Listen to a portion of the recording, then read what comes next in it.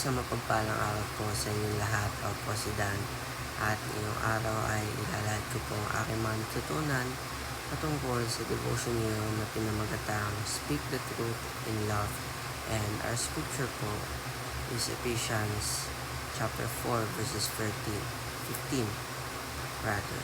So, sabi dito, but speaking the truth in love may grow up into Him in all things, which is the head, even Christ. Ay, ito ay naglalaman ng paalala na dapat tayo maging tapat sa ating sinasabi, ngunit may kasamang pagmamahal. Ang layunin ng pagsasalita ng katotohanan ay hindi upang saktan o magbigay ng galit, hindi upang magtulungan sa paglago ng pananampalataya at pagiging mas malapit kay Kristo. Sa kontekstong ito, ang speaking the truth in love ay nangangahulugan ng pagsasabi ng totoo na may malasakit, paggalang at layunin magpalakas ng loob o magtuwid sa tamang paraan. Dahil paalala ng pagsasabi ng totoo ay dapat may kasamang kabutihan ng loob, tulad ng halimbawa ni Jesus na puno ng biyaya at katotohanan. So, para naman sa teaching, first of it is truth hurts when it pierces into us.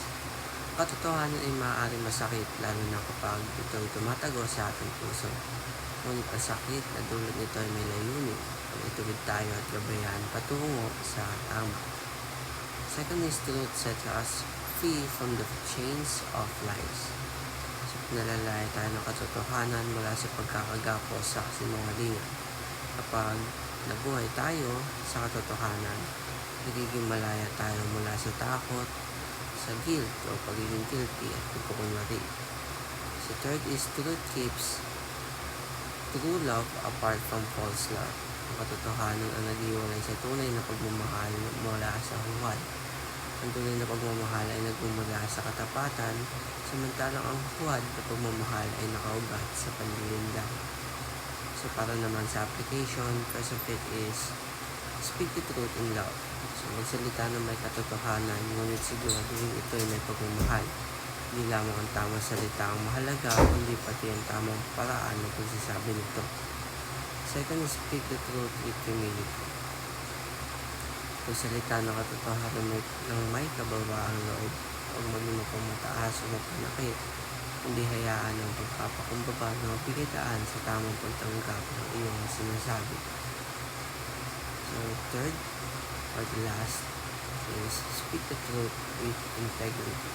Magsalita ng katotohanan ng may integridad.